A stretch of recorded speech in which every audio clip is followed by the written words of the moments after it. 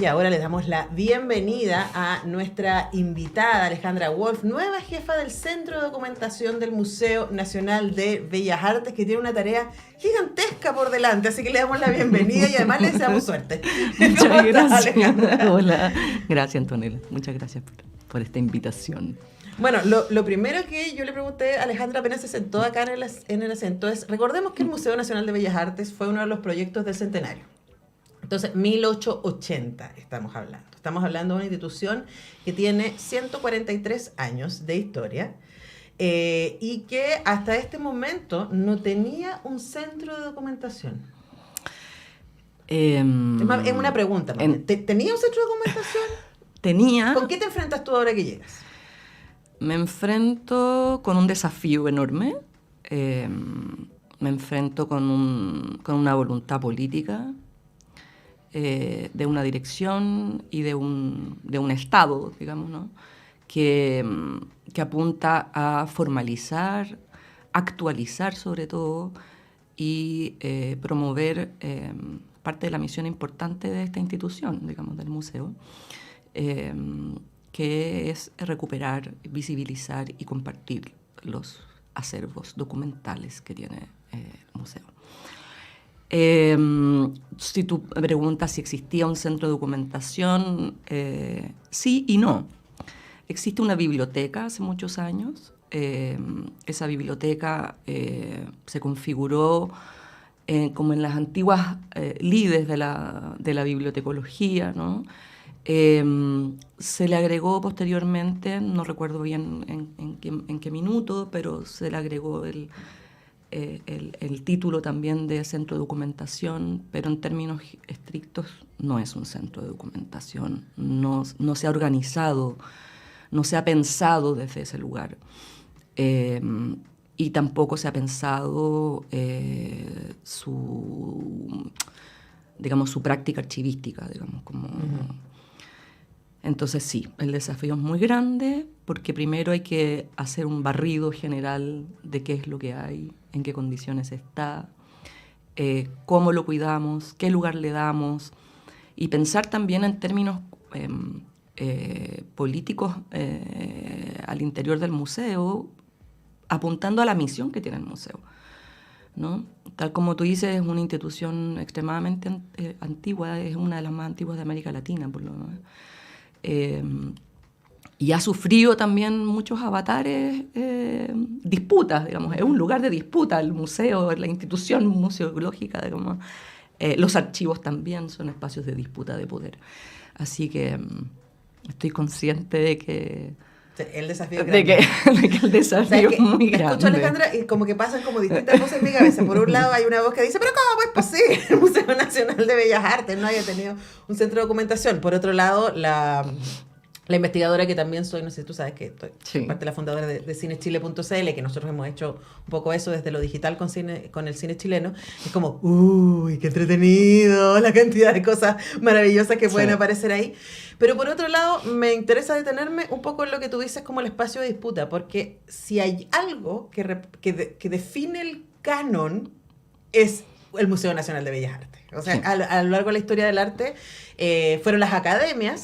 Y luego, y recordemos que el Museo Nacional de Bellas Artes, junto con el Museo de Arte Contemporáneo, que comparten edificio, eran la casa de la Academia de Bellas Artes, y que básicamente son las que dicen, esto es lo valioso y esto no. Pero es súper interesante tu trabajo ahora pensando en la lógica de un centro de documentación, porque miramos el pasado e incluso aquello que en otro momento el mismo Museo Nacional de Bellas Artes dijo que no era importante, como por ejemplo las obras de mujeres. Hoy día, con la mirada que tenemos en esta nueva mirada archivística y de memoria, se cuestiona. Entonces, ¿cómo te enfrentas tú como a ese doble desafío, no? Así como el museo es una institución académica, el archivo también. Creo que son las instituciones más antiguas también que fundan este patrimonio. Y tal como tú dices, y lo dice la palabra misma, patrimonio, digamos, el pater, la palabra, ¿no? Y la institución y el lugar del padre en determinar quién tiene la palabra, en este caso la mirada. quien construye esa historia y esa memoria. Y tal como tú dices, en el propio trabajo del archivo también está, como bien dice Didi Huberman, la ceniza del pasado, es decir, aquello que también se invisibiliza, ¿no? Uh-huh. Y en las nuevas políticas de archivo o en lo que constituye parte del patrimonio crítico hoy día, donde incluye, por supuesto, todas las lecturas feministas, está también en recuperar ese pasado, es decir, dónde están esas voces que fueron silenciadas, que han sido invisibilizadas por la misma institución. Eso también forma parte de la institución.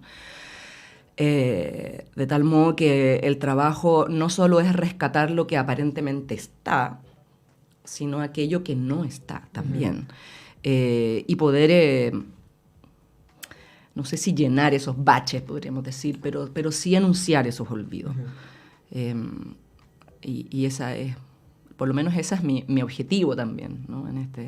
Ahora, no es mi proyecto, esto no es el proyecto de Alejandra Wolf, ni mucho menos, es el proyecto del museo, forma parte como de este plan, ¿no?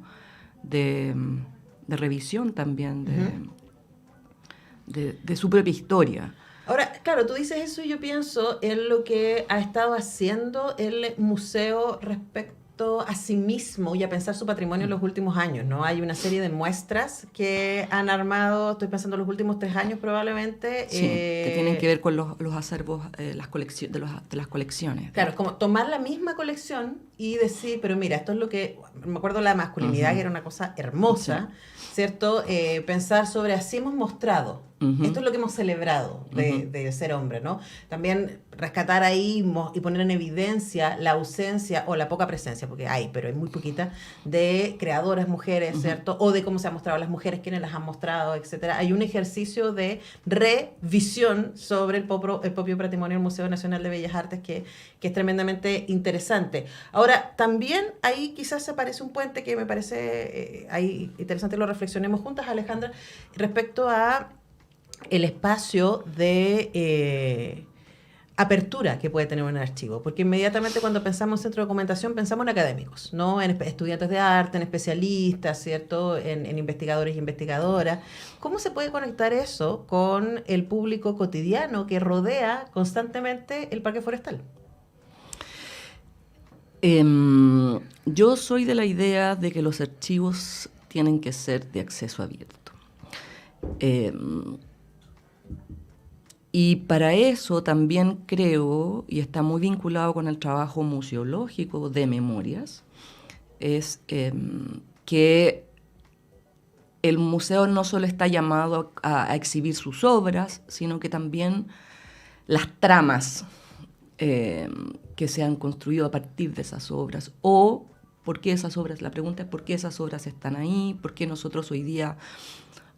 el imaginario nacional pertenece a una pinturita enana, uh-huh, de un extranjero. O sea, pensar también los lugares, como te decía recién, estos lugares de disputa, el museo como decolonizar también el museo, decolonizar el propio archivo, la memoria, etcétera, ¿no? Entonces creo que también el museo está llamado a hacer exposiciones de archivo, digamos, uh-huh, contar.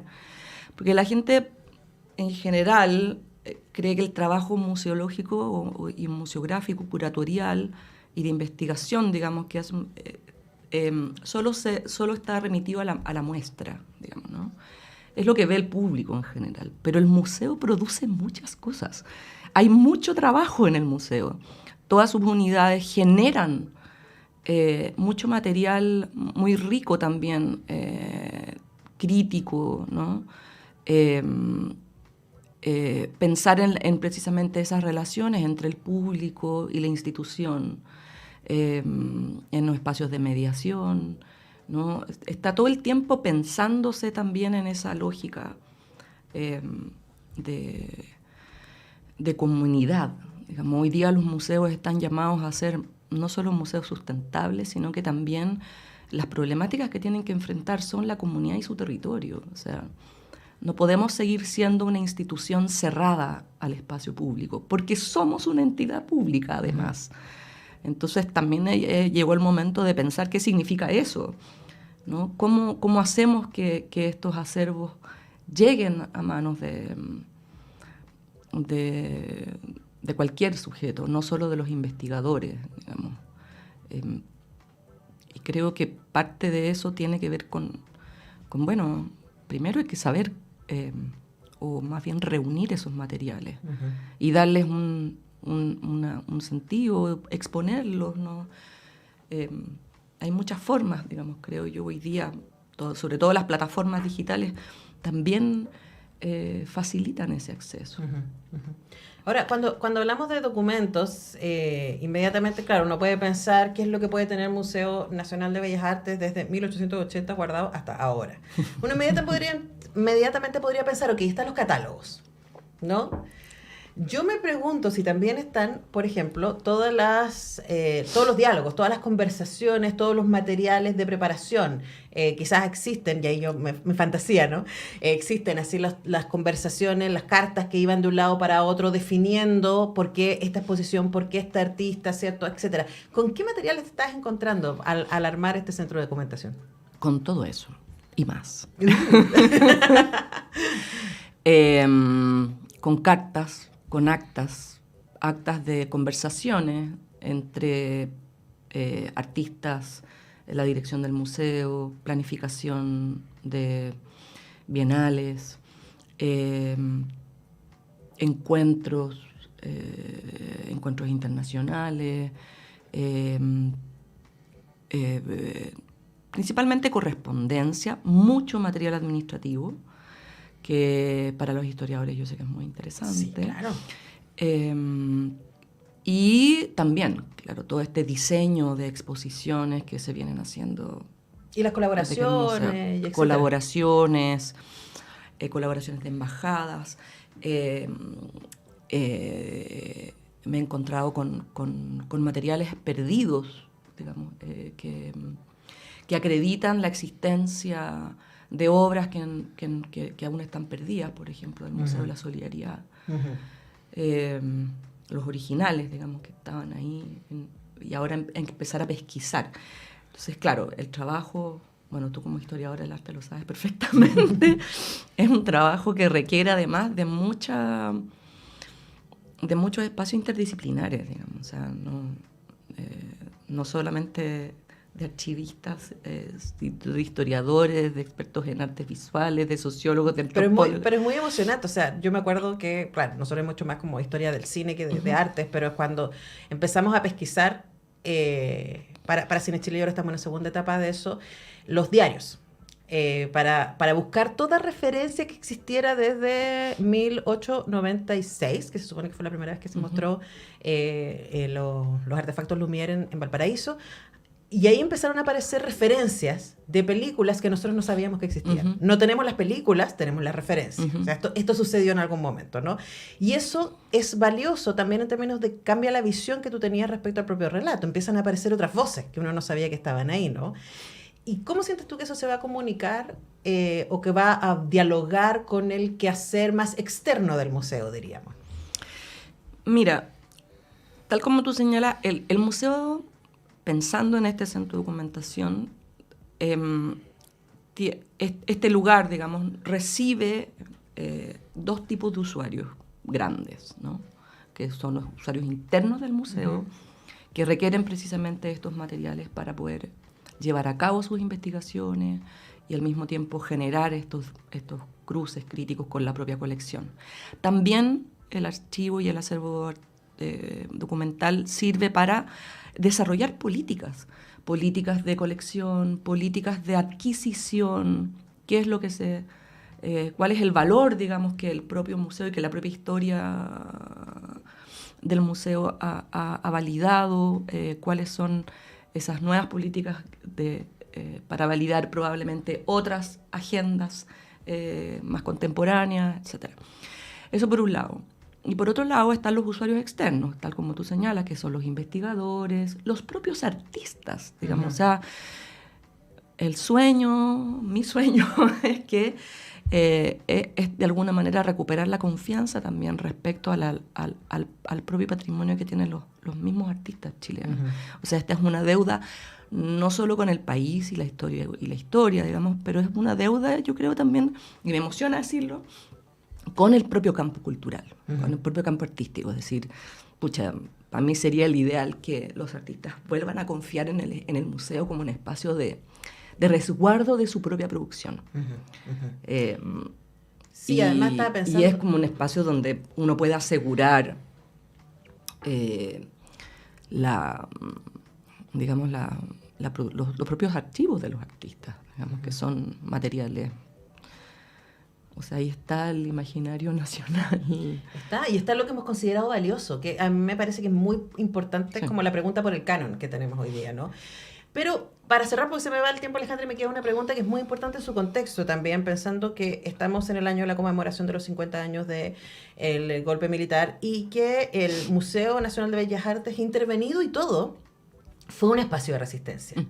Y yo inmediatamente pienso, ¿cómo llegó a pasar eso? ¿No? Se me vienen un montón de obras a la cabeza, del CADA, de otra gente que intervino el Museo Nacional de Bellas Artes, los 80 especialmente, y uno dice, oh, las historias que hay detrás de eso, y están empezando a aparecer, me imagino también, y la cantidad de publicaciones que van con están empezando a aparecer cosas que tienen que ver con el periodo previo también al golpe, ¿no? Y qué es lo que de alguna manera quedó trunco. Yo creo que eso también es algo que pensar en este año particularmente, ¿no? Yo soy muy sospechosa de la monumentalización de las fechas, ¿no? Creo que finalmente cuando nosotros construimos un monumento, ese monumento se transforma en un caballo de metal, en un plinto, digamos, sí, ¿no? Y vacío. Claro, queda mucho fuera. Claro, y creo que la labor hoy día también del propio museo es pensar cómo llegamos ahí también, ¿no? O sea, pensar los procesos. Claro, no instalar ese hito como un hito que efectivamente cambió nuestra realidad, pero la pregunta es ¿qué cambió? O sea, ¿qué fue lo que efectivamente perdimos? ¿Qué era lo que se estaba...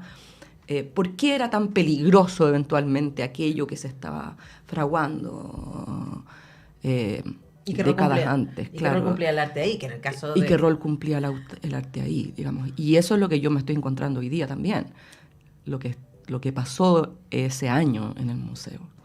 Qué interesante. Bueno, eso da para un libro documental, para otra historia.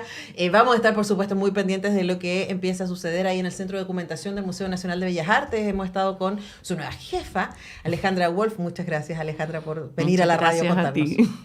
Nosotros tenemos que despedirnos, pero yo vuelvo a las 5 a hacer Radiópolis. Voy a estar conversando con Mala Imagen, porque Mala Imagen, además de ser dibujante, es el líder de una banda de punk que se llama Pancora, y nos vamos a estar enterando de sus próximas tocatas, de sus nuevas canciones. Vamos a estar también con Sol Márquez hablando de series desde mujeres. Yo estoy viendo The Power, no sé si la empezaste a ver, Alejandra, es una locura en Amazon Prime, de verdad.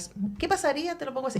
¿Qué pasaría si de un día a otro todas las adolescentes entre 12 y 19 años tuvieran el poder de mover electricidad?